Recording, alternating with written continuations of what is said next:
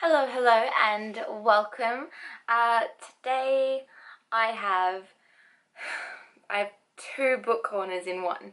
So I have my September and my October book corners. Uh, yeah, I didn't really get around to it last month, and I just thought, I'll just smash them together because I hadn't actually gotten around to reading that much. So in September I started with a new release, which it was at the time, that being Amy Schumer's The Girl with the Lower Back Tattoo. Now, I have read a few celebrity books so far, and this was my favourite so far.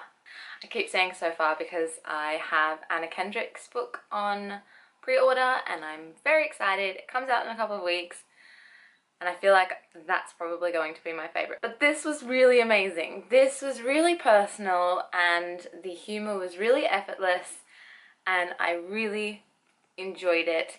I got through it kind of quickly, but at the same time I also wanted to sort of savour this one.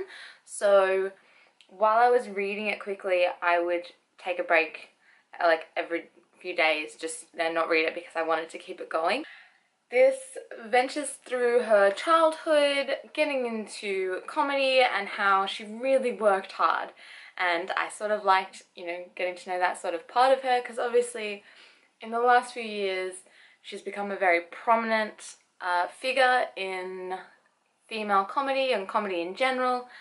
And it was nice to know how hard she'd really worked for it and that, if you really want something, then you're gonna go for it and you're gonna eventually get there in whatever, way possible. Yeah. The second book that I tackled this month was a little bit different. It was Girl Interrupted by Susanna Kaysen, which the film is based off of. Very loosely. I say that because I love Girl Interrupted. The film's incredible. I watched it when I was probably about 14 or 15. Quite impactful, if that's even a word. It's a little different. This isn't written like a story. This is more probably stream of consciousness writing or journal entries, something like that. It's really short. The chapters are tiny, like a couple of pages per one that sort of just cover a small section of her time in the institution. It has the same sort of characters, like Lisa's still involved, Daisy, Penny? I think it's Penny. No, I'm getting it confused because it's the same actress that plays Penny in Mad Men. Anyway, it's got the same characters, but I find that Girl Interrupted really goes into those characters a lot more. This one is just a quite broad sort of take on her time in the institution, and it has a few little stories that come up in the film, but do not read this if you think it's going to be like the film, because it's not. It's still a good read and it was interesting, and I found the most intriguing part to be how things were, like illnesses were classified back in the 60s. So, she was given this sort of diagnosis, and now her diagnosis doesn't really exist in current medicine because it was actually a precursor to something else. Yeah, I probably found that the most interesting part of it, so not a story, but still interesting.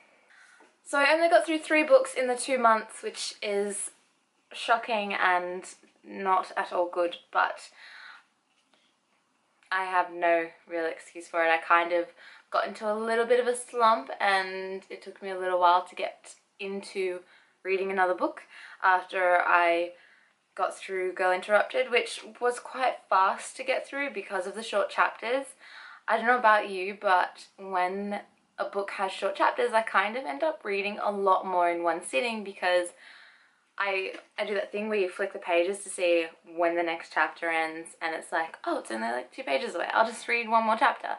And you read it, and then you realize that the next chapter is only like 1 page, so you read that one, and then it's 3 pages and you read that one, and I just sort of kept doing that. So I got through it quite quickly, but I guess because it wasn't really a story, I didn't really enjoy it. And then because before that I had read Amy Schumer's book, which is again not a story, more biographical, I think I sort of lost a little bit of interest. Just sort of got into a little slump, and so it took me a moment, and so I only got through 1 more book. But it was a really good book, and it's got me back into reading, which is great. So I read A Study in Charlotte by Brittany Cavallaro. This is, I've been trying to explain it to people because a lot of people have asked me about it. This is like an updated version of Sherlock Holmes and John Watson. It's based off of them in that the 2 main characters are descendants of the famous Sherlock Holmes and John Watson, as if they were real people.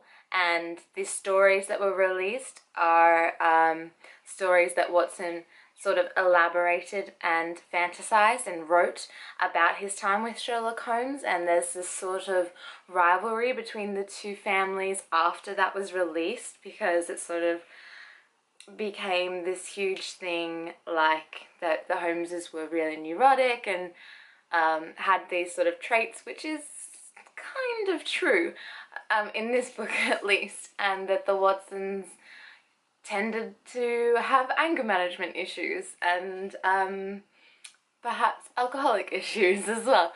But it was really fun.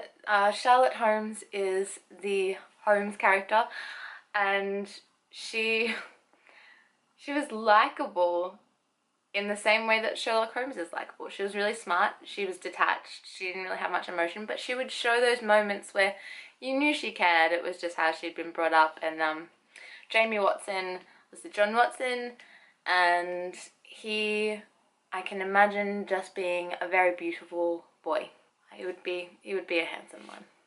But yeah, it was sort of a YA love in high school sort of thing mixed in with a Sherlock Holmes detective story. So they're at a boarding school in America, and then a murder happens, which they are framed for, and then the 2 of them are trying to figure out who it is, why, how things happened, and all of this sort of stuff, and it sort of unfolds while they're still in the high school environment. So it was really fun to get into, and if you like young adult books and you sort of want to venture into maybe detective stories or thrillers, this wasn't too thrillery, but it could be a gateway for you. This book's incredible, so I really do suggest it. And look at the cover. So pretty. Okay, so that's all I have for September and October's book corner. I do apologise for being a little MIA. I just wasn't really feeling it, and I only want to make videos when I want to. Like when I'm actually feeling it. I don't feel obliged to put anything up, and I'm only doing this for my own enjoyment and to sort of get to discuss books a little bit more. And yeah, that's all from me. I will see you very soon. Bye!